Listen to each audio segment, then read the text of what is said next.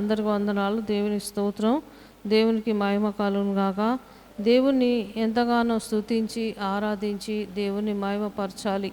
ఆశతో దేవుని వాక్యం వినాలి. ఆశతో దేవుని మాటలు నా దగ్గరికి ఏం వస్తున్నాయి ప్రభువా, నేను ఏం పట్టుకోవాలి, ఏం వదిలిపెట్టాలి, ఎలా జీవించాలి, ఈరోజు నేను నీ సన్నిధికి వచ్చాను, నేను ఉట్టి చేతులతో వెళ్ళకూడదు, ఆ వాక్యం నేను అనుభవించుకొని వెళ్ళాలని మనందరము శ్రద్ధతో దేవుని స్తుతిస్తూ ఆరాధిస్తూ మహిమపరచాలి. ప్రియులారా, దేవుని కృతజ్ఞత చెల్లించకముందు ఈ చదవబడ్డ లేఖన భాగంలోని కొన్ని మాటలు చూసుకొని కృతజ్ఞత చెల్లిద్దాం.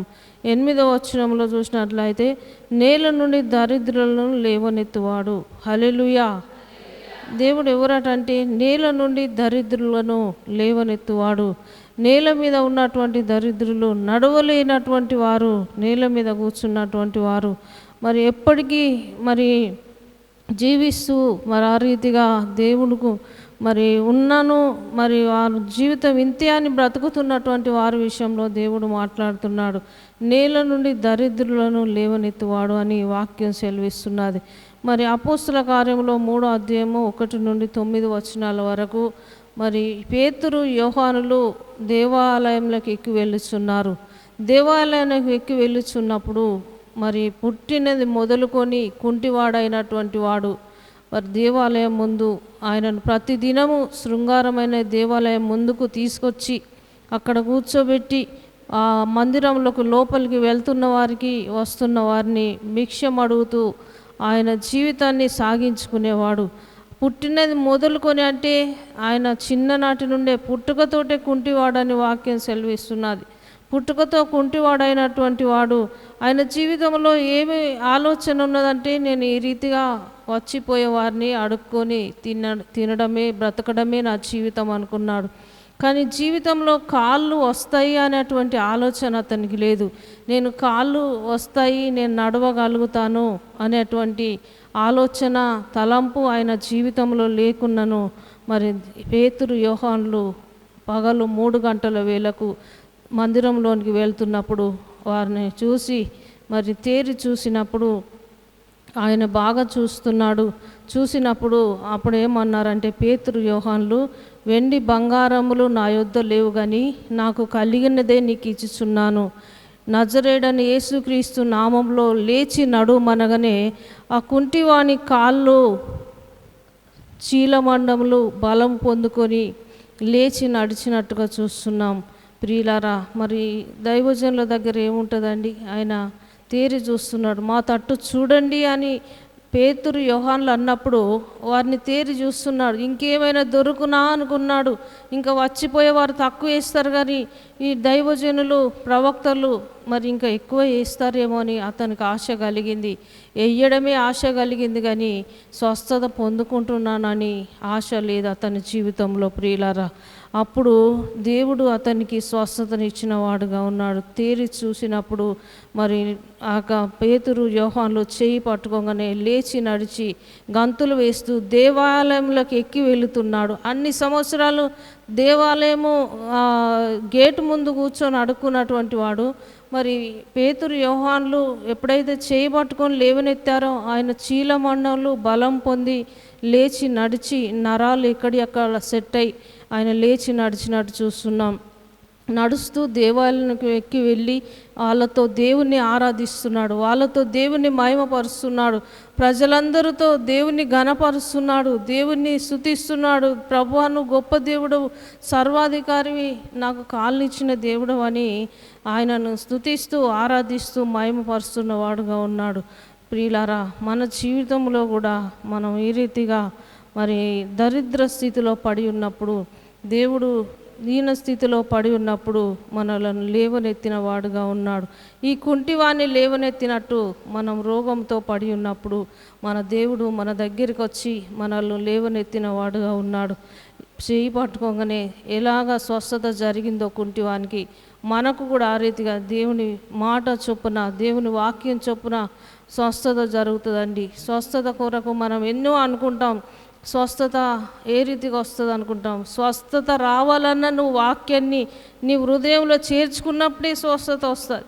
ఆ వాక్యాన్ని నీ హృదయంలో పెట్టుకొని వాక్యమును మరి నువ్వు అనుభవించుకున్నప్పుడే స్వస్థత వస్తుంది. స్వస్థపరిచేది ఎవరంటే దేవుడు. నిర్గమకాండంలో అంటున్నాడు, స్వస్థపరిచే యెహోవా నేనే అంటున్నాడు. మరి యెషయా గ్రంథం 53వ అధ్యాయం 4వ వచనంలో చూసినట్లయితే మరి అక్కడ దేవుడు నా గాయముల చేతనే మీకు స్వస్థత అంటున్నాడు, నేను పొందిన దెబ్బల చేతనే మీకు స్వస్థత అంటున్నాడు. మరి ఈ వ్యక్తికి ఏ రీతిగా స్వస్థత కలిగింది, ఈ కుంటివానికి ఏ రీతిగా స్వస్థత కలిగిందంటే పేతురు యోహాన్లు మరి చెయ్యి పట్టుకోగానే దైవజనులు లో ఉన్న శక్తి వానిలోనికి వెళ్ళి ఆ కాళ్ళు చేతులు బలం పొందుకొని లేచి నడిచినట్టు చూస్తున్నాం. ప్రియులారా, మనము కూడా ఏ రీతిగా బలహీనమైన స్థితిలో పడి ఉన్నప్పుడు, మంచాల పడి ఉన్నప్పుడు, మనం ఏ దిక్కు తోచలేని స్థితిలో ఉన్నప్పుడు, మనం ఏ రీతిగా కూడా బ్రతకలేని పరిస్థితిలో ఉన్నప్పుడు, మనం పోషించబడలేని పరిస్థితిలో ఉన్నప్పుడు దేవుడు ఆ రీతిగా కుంటివానికి నడకనిచ్చినట్లు మనల్ని నడిపిస్తున్న దేవుడు. ఆయన ఆత్మీయతలో నడిపిస్తున్నాడు. ఆయన సన్నిధిలో నడిపిస్తూ మనల్ని ఆశీర్వదిస్తున్న దేవుని బట్టి కృతజ్ఞతలు చెల్లించాలి. మనం దేవుణ్ణి మహిమపరిచే విధంగా, దేవుణ్ణి ఘనపరిచే విధంగా మనం స్తుతి ఆరాధన చేయాలి. ప్రియులారా, రెండవది పెంటకుప్ప మీద నుండి బీదలను పైకెత్తువాడు. పెంటకుప్ప మీద ఉండి బీదలు అంటే ఎవరండి? చాలామందిని చూసినట్లయితే పెంటకుప్ప మీద ఉండి బీదలను పైకెత్తువాడంటే మరి బైబిల్లో చూసినట్లయితే రూతు విషయంలో చూసినట్లయితే రూతు గ్రంథం 2వ అధ్యాయం 3వ వచనంలో రూతు బోయాజు చేనులో పరిగె ఏరుకోవడానికి వెళ్ళి ఉదయం మొదలుకొని సాయంత్రం వరకు కూడా పరిగె ఏరుకుంటూ మరి ఆ పని వారులతో వారి వెంట మరి వారిని వెంబడిస్తూ వారితో కలిసి మరి వారు పొలం కోస్తూ పోతున్నప్పుడు ఆ పొలంలో వెనకాల పడుతున్న పరిగె ఏరుకొని మరి ఆమె జీవనం గడుపుకున్నదిగా ఉంటున్నది. మరి 4వ అధ్యాయము 13వ వచనంలోకి వచ్చేసరికి ఏమున్నదంటే మరి రూతును ఏ రీతిగా మరి పెంటకుప్ప మీద ఉండి బీదలను పైకెత్తెను అని వాక్యము సెలవిస్తుంది. కనుక ఆమె అలాంటి దీనస్థితిలో ఉన్నటువంటి ఆమెను, దరిద్ర స్థితిలో ఉన్నటువంటి ఆమెను, పరిగె ఏరుకొని బ్రతికే అటువంటి స్థితిలో ఉన్నటువంటి ఆమెను దేవుడు లేవనెత్తాడు. బోయాజుకు ఈమె క్రియలు మంచిగా కనబడెను, ఈమె మంచిదానిగా కనబడెను, ఈమె పవిత్రాలు కన్యక అని గుర్తెరిగి బోయాజు వివాహం చేసుకొని ఆమెతో మరి ఉన్నట్టుగా చూస్తున్నాం. ప్రియులారా, మరి మన జీవితంలో కూడా పెంటకుప్ప మీద నుండి బీదలను పైకెత్తినవాడు మరి మన జీవితంలో బీద స్థితిలో, దరిద్ర స్థితిలో ఉన్నప్పుడు మరి మనకు కూడా సహాయం చేశాడు. ఎన్నోసార్లు సహాయం చేశాడు.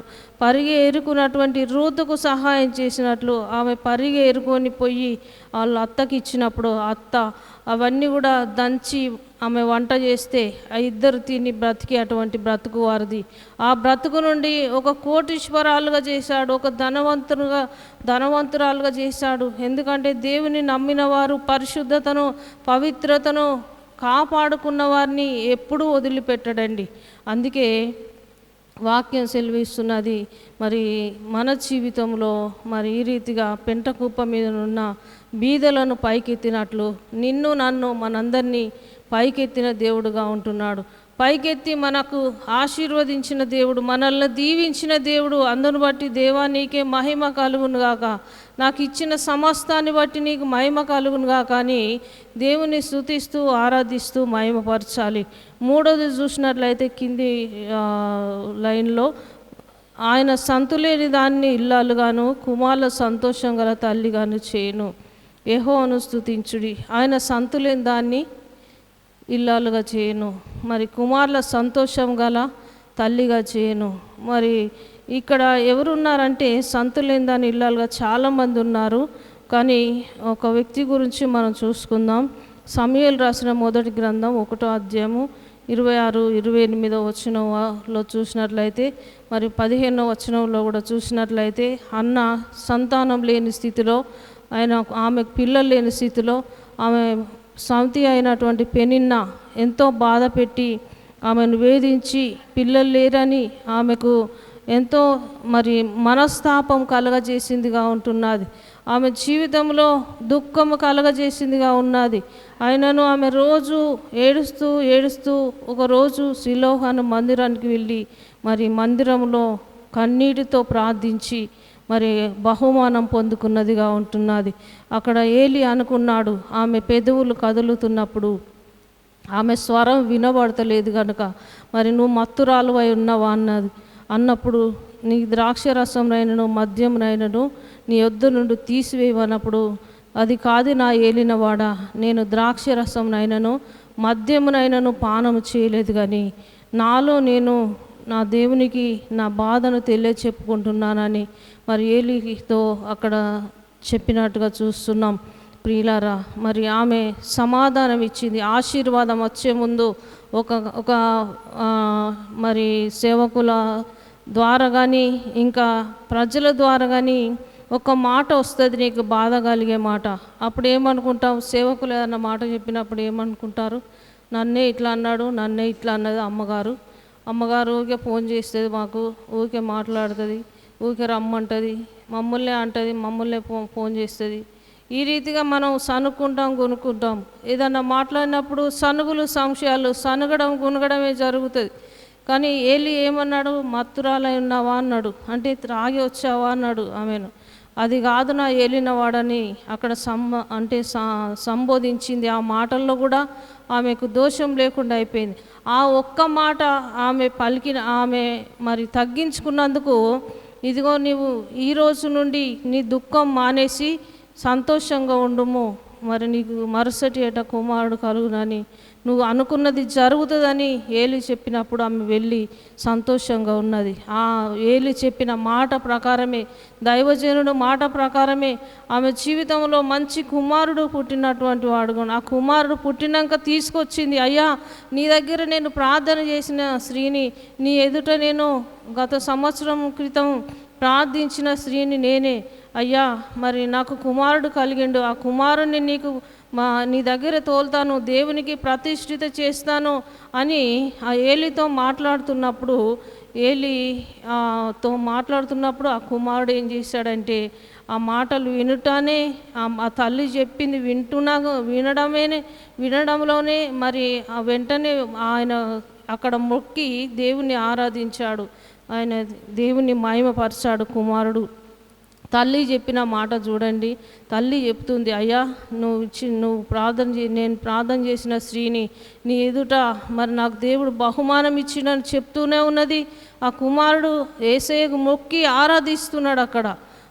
అక్కడ మొక్కెను అని వాక్యం సెలవిస్తున్నది. చిన్న బిడ్డలు కూడా దేవుని యొక్క ఆజ్ఞల్లో కట్టడాల్లో నడవాలంటే తల్లి ప్రార్థన ఎంతో అవసరమై ఉంటున్నది.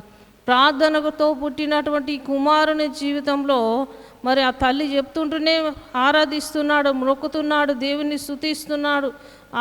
ఆ కుమారుని దేవునికి ప్రతిష్ఠిత చేసిందిగా ఉంటున్నది. అన్నమాట నెరవేర్చకుండా తప్పించుకోలేదు. కొన్నిసార్లు దేవునికి మాట ఇస్తాం, ప్రభువా నాకు ఇది ఇస్తే, కుమారుల్ని ఇస్తే, నా పిల్లలని సేవకు నీ మందిరానికి ఇస్తాను, ఇంకా నేను నీ పనిలో నడిపిస్తాను, ఈ మందిరంలో ఈ పని చేస్తాను, ఆ పని చేస్తాను మరి అని మొక్కుబడి చేసుకుంటావు, రకరకాలుగా మొక్కుబడి. కానీ శ్రమలో ఉన్నప్పుడు మొక్కుబడి చేసుకుంటావు, కానీ శ్రమ తీరిన తర్వాత మరి ఏ రీతిగా ఉంటుందంటే, సేవకురాలు చెప్పిన కష్టమే అనిపిస్తుంది. ఏందమ్మా మొక్కుబడి చేసుకున్నావు చేయవంటే కష్టం అవుతుంది, సేవకుడు చెప్పినా కష్టం అనిపిస్తుంది.